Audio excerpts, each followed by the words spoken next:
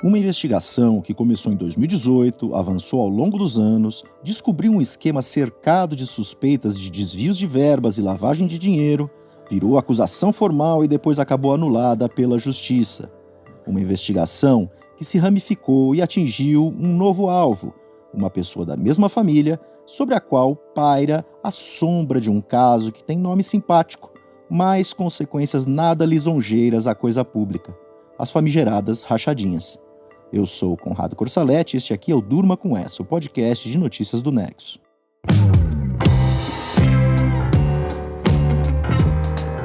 Oi, eu sou a Aline Pellegrini e estou aqui com o Conrado para apresentar esse podcast que vai ao ar de segunda a sexta, no começo da noite, sempre com notícias instigantes que podem continuar a ecoar por aí. Quinta-feira, 4 de maio de 2023, dia em que o jornal O Globo trouxe novas informações sobre o esquema das rachadinhas envolvendo a família Bolsonaro. O novo passo nas investigações do Ministério Público foi dado em direção a Carlos Bolsonaro, vereador da cidade do Rio de Janeiro e um dos filhos de Jair Bolsonaro, ex-presidente da República. Os promotores de um núcleo chamado Laboratório de Tecnologia de Combate à Corrupção e à Lavagem de Dinheiro descobriram o seguinte: o chefe de gabinete do Carlos na Câmara Municipal recebeu de outros funcionários que trabalham com o vereador R$2 milhões, de forma sistemática, por um período de 10 anos. Isso dá uma média de R$ 16.700 por mês. O chefe de gabinete do Carlos chama-se Jorge Fernandes, mas é conhecido como Jorge Sapão. Ele trabalha com o filho do ex-presidente desde o primeiro mandato dele, lá em 2001.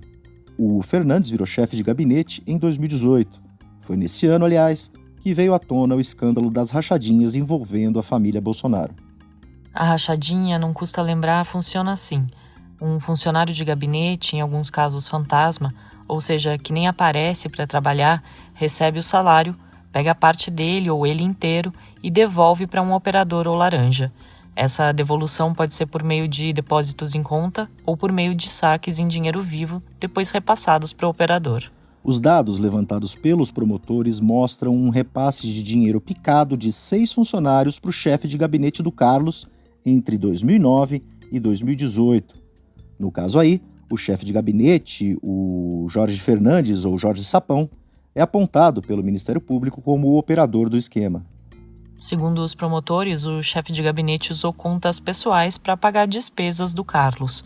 Os dois, aliás, são muito amigos, segundo a reportagem do jornal O Globo. O caso está no seguinte pé: os investigadores acreditam já ter elementos suficientes para acusar o chefe de gabinete por peculato. Esse é o crime no qual a rachadinha normalmente é enquadrada. O peculato ocorre quando um agente público desvia dinheiro público. Ainda de acordo com a reportagem do jornal O Globo, os promotores agora querem saber se os repasses do chefe de gabinete para o Carlos foram eventuais ou regulares. Se ficar provado que foram regulares, o vereador também poderá ser acusado. A defesa do Carlos divulgou uma nota nessa quinta-feira. O texto diz que é preciso apurar se ocorreu, mais uma vez, um lamentável vazamento de informações de uma investigação cujo sigilo foi decretado pela Justiça. A nota afirma também que tal vazamento é seletivo para que seja usado para atacar o vereador. Os advogados dizem, por fim, que o Carlos está à disposição para prestar esclarecimentos às autoridades.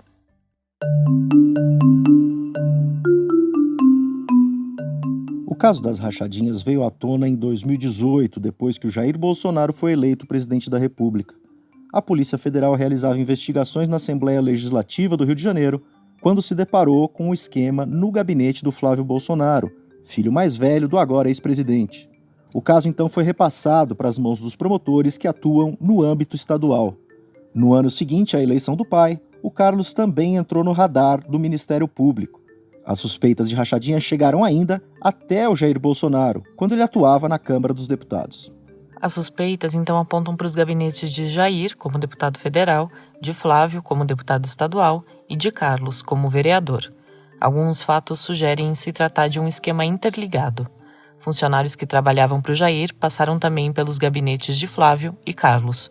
O intenso volume de saques de dinheiro de assessores do trio se assemelha.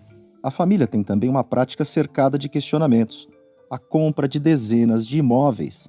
51 deles com o uso de dinheiro vivo, como revelou o portal UOL.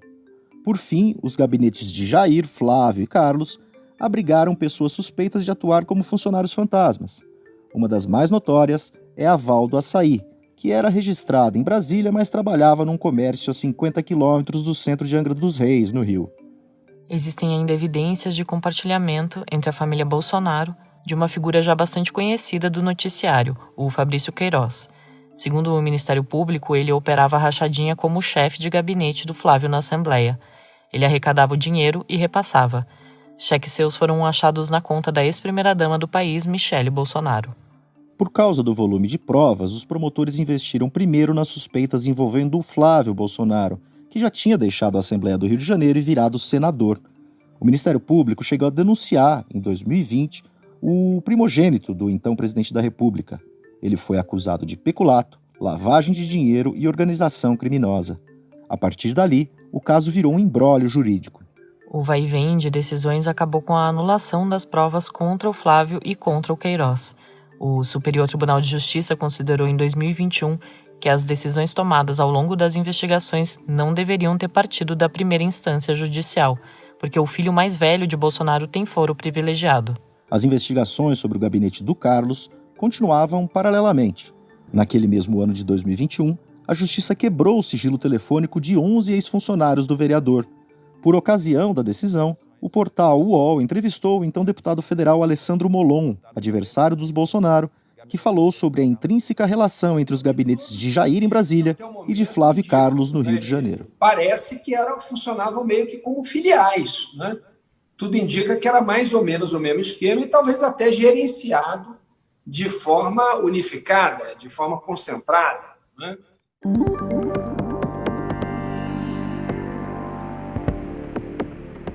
A família Bolsonaro sempre tratou o caso das rachadinhas como uma perseguição política. Os bolsonaristas costumam minimizar a gravidade das práticas dos gabinetes de Jair, de Flávio e de Carlos. As provas contra o Flávio foram anuladas. Queiroz, amigo da família, chegou a ser preso preventivamente, mas acabou solto. E as provas contra ele também foram anuladas. O caso envolvendo o Carlos ainda está em fase de investigação. Ou seja, quando e se o Ministério Público Estadual considerar que tem evidências suficientes para fazer uma acusação formal, ele pode ser denunciado à Justiça. Só então, se a Justiça aceitar a denúncia, ele passa a ser processado criminalmente para ser julgado em algum momento. O Carlos ainda é investigado na esfera civil, também por causa das rachadinhas, sob suspeita de improbidade administrativa. E o Bolsonaro pai? Bom, a jornalista Juliana Dalpiva, do portal UOL, foi fundo no caso e descobriu gravações e publicou relatos que trazem inúmeras evidências contra o ex-presidente, com fatos da época em que ele foi deputado federal. Ele exerceu mandatos na Câmara de 1991 a 2018, ou seja, por quase 3 décadas. O caso das rachadinhas só veio à tona quando o Bolsonaro já estava eleito presidente. Nos 4 anos em que ele comandou o país, ele não podia responder legalmente por eventuais crimes praticados antes do exercício do mandato. Agora que não está mais no Palácio do Planalto, ele pode. Mas o ex-presidente tem outros casos bem mais prementes para se preocupar, com a Polícia Federal batendo à sua porta por causa de suspeitas de falsificação de cartões de vacina, além de inquéritos criminais no Supremo Tribunal Federal. Por ora, a sombra das rachadinhas, cada vez maior, está mesmo sobre Carlos Bolsonaro.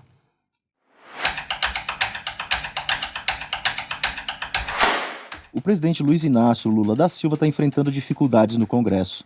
A base aliada não vai nada bem. O Marcelo Rubissec escreveu sobre o tema. Marcelo, quais foram as derrotas do governo nesta semana até aqui? Bom, primeiro que o governo estava querendo votar na terça o projeto de lei das fake news, que resumidamente tenta colocar uma regulação para as redes sociais para dar uma resposta para problemas como a desinformação, a responsabilização das plataformas, etc.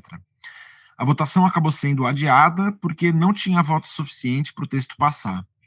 E ontem a Câmara dos Deputados votou para derrubar algumas mudanças que o Lula tinha assinado via decreto no marco legal do saneamento básico. Isso ainda precisa passar no Senado, mas já teve aí uma sinalização ruim para o governo na Câmara. Vale a gente lembrar que o governo Lula foi eleito numa frente ampla, mas está com bastante dificuldade de fazer isso virar, de fato, apoio no Congresso, pelo menos nesse primeiro momento. Tanto que nessa votação de ontem na Câmara, teve um número considerável de deputados de partidos que estão no governo votando contra o Executivo. E isso pode ser um motivo de preocupação se a gente lembrar que o governo quer passar temas mais importantes e mais difíceis ainda nesses próximos meses. E aqui a gente pode citar principalmente o novo arcabouço fiscal e a reforma tributária. E, Marcelo, como que fica a relação entre o governo e o Congresso para as próximas votações? Eu conversei com cientistas políticos para entender justamente isso. E a Andréia Freitas, da Unicamp, falou que o governo está numa situação difícil pelo seguinte motivo. Aquele esquema mais tradicional de ceder cargos nos ministérios para conseguir apoio no Congresso está claramente desgastado. E a alternativa que foi usada no governo Bolsonaro, que é dar um controle muito grande do orçamento para os parlamentares, é uma coisa que o governo Lula não está querendo fazer. Então ela disse que o governo precisa encontrar um meio termo para fazer essas negociações no atacado. Porque se for negociar a cada votação, pode até aprovar os temas, mas vai ser muito custoso e muito pouco eficiente. Já o Cláudio Couto, da FGV, disse que, além de usar as emendas como arma de negociação, o governo também vai precisar fazer ajustes no conteúdo dos projetos que ele tenta aprovar.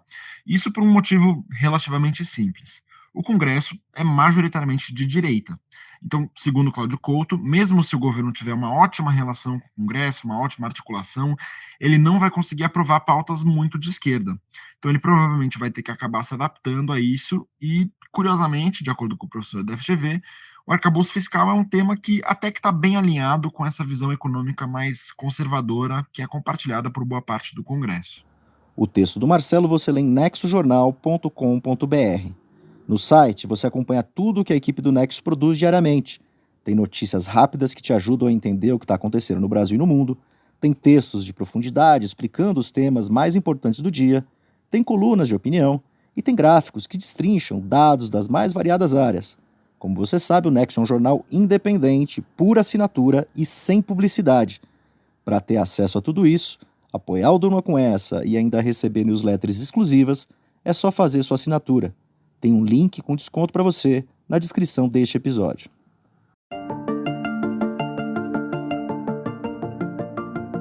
Um estudo do IEMA, o Instituto de Energia e Meio Ambiente, publicado nesta quinta-feira, avaliou o potencial e os desafios de levar a energia solar para quem ainda não tem acesso à eletricidade na região da Amazônia Legal. A Mariana Vick escreveu sobre isso na Ponto Futuro, editoria do Nexo que tem a Amazônia entre seus temas de cobertura. Esse estudo tenta responder a uma das contradições que existem hoje na Amazônia. Por um lado, a região exporta grande parte da eletricidade do Brasil por meio das hidrelétricas, mas por outro, parte da população dali é totalmente desconectada do sistema público de energia. Segundo dados do IEMA, quase 1 milhão de pessoas que vivem em comunidades remotas da Amazônia Legal, e aí a gente inclui terras indígenas, assentamentos e outras áreas distantes das capitais, não têm acesso nenhum à eletricidade e têm que se virar com geradores a óleo diesel ou lamparinas. Esse não é um problema novo na Amazônia e governos e a sociedade civil tentam mudar esse cenário há algum tempo. É aí que entra a energia solar.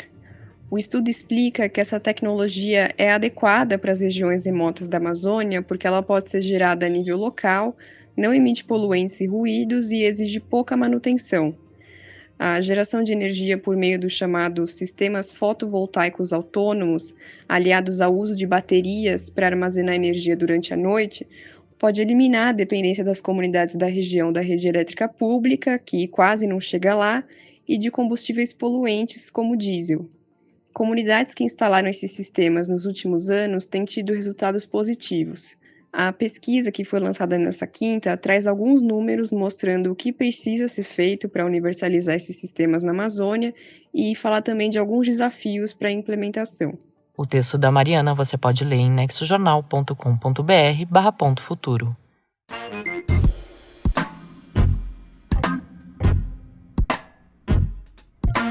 Fim de semana está no horizonte, então é dia de Gama Revista no Durma Com Essa. A sessão traz dicas culturais que vem da newsletter Achamos que Vale. A gente traz um link na descrição do episódio se você quiser receber semanalmente em seu e-mail essas dicas.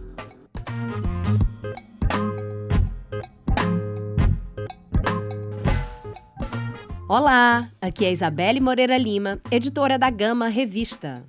Eu começo as dicas dessa semana com o novo videocast do médico Drauzio Varela. O médico e escritor estreou nesta quarta-feira, dia 3, que foi o mesmo dia em que ele completou 80 anos, o seu videocast de entrevistas no YouTube. Toda quarta-feira, sempre às 19 horas, um novo episódio com nomes como Zé Celso, Negrali e Padre Júlio Lancelotti. Varela disse à Folha de São Paulo que segue trabalhando a todo vapor, apesar de ter fechado seu consultório particular. Ele falou assim: "Tive fases da vida em que eu dizia, preciso reduzir, e não consegui. Não é agora, aos 80 anos, que eu vou aprender." Para ler também, a gente tem uma reportagem que fala que o racismo na seleção para emprego existe. Ela é baseada em uma pesquisa conduzida durante 2 anos em países europeus, onde a foto costuma ser incluída no currículo. Essa pesquisa concluiu que a cor da pele pode interferir nas chances de uma contratação. Imigrantes de primeira e segunda geração estão entre os mais discriminados, mas eles são vistos como um grupo social crucial para a sobrevivência econômica da Europa. O estudo foi publicado na revista da Universidade de Oxford e é tema da reportagem da jornalista Michelle Oliveira na Folha. A segunda dica de leitura é um perfil de Annie Ernaux por Rachel Cusk. De escritora para escritora, a britânica autora da trilogia Esboço, publicado aqui no Brasil pela Todavia, publicou na revista do New York Times um artigo em que ela explora a interseção entre a sua própria vida e a literatura de Ernaux. Com um título que atribui à francesa ganhadora do Nobel a quebra de tabus na escrita feminina, Rachel Cusk relembra um encontro entre as duas. Explora também os elementos chocantes da literatura de Ernaux e a dolorosa honestidade de seus livros.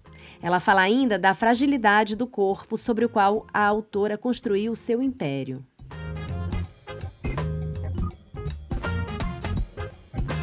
Para assistir, a gente tem uma série nova da Netflix. Kerry Russell, que já foi uma espiã russa, agora é uma diplomata americana. Ela estreia a série A Diplomata, que vem sendo super bem falada. É dirigida por Deborah Kahn, que já fez The West Wing e Homeland, e é uma boa pedida para os fãs de política. São 8 episódios.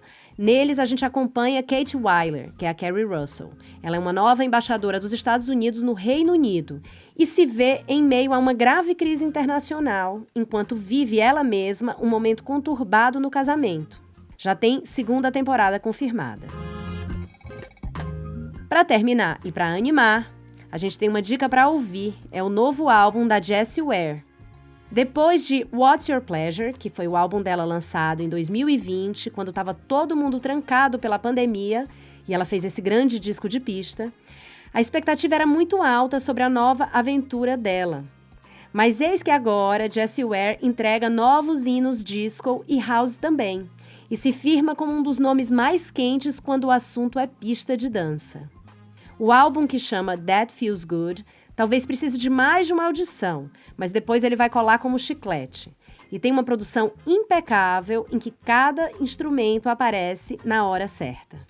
Tem ainda um desafio curioso e divertido, que é procurar as vozes das cantoras Roisin Murphy e Kylie Minogue no hit que dá título a este álbum. Por hoje é isso, mas semana que vem a Gama volta com mais dicas do Achamos que Vale.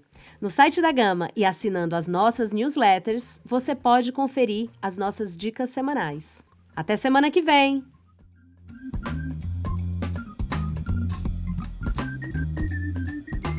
Dos novos indícios contra Carlos Bolsonaro no caso das rachadinhas, passando pelas dificuldades do governo Lula no Congresso e painéis solares da Amazônia e fechando com as dicas da semana da Gama Revista, durma com essa. Com roteiro e produção de Conrado Corsaletti, edição de texto de Aline Pellegrini, participações de Marcelo Rubissec, Mariana Vick e Isabelle Moreira Lima e edição de áudio de Pedro Pastoriz, termina aqui mais um Durma com essa. Sexta-feira é dia de extratos da semana. A gente traz para você os principais acontecimentos dos últimos dias. Até!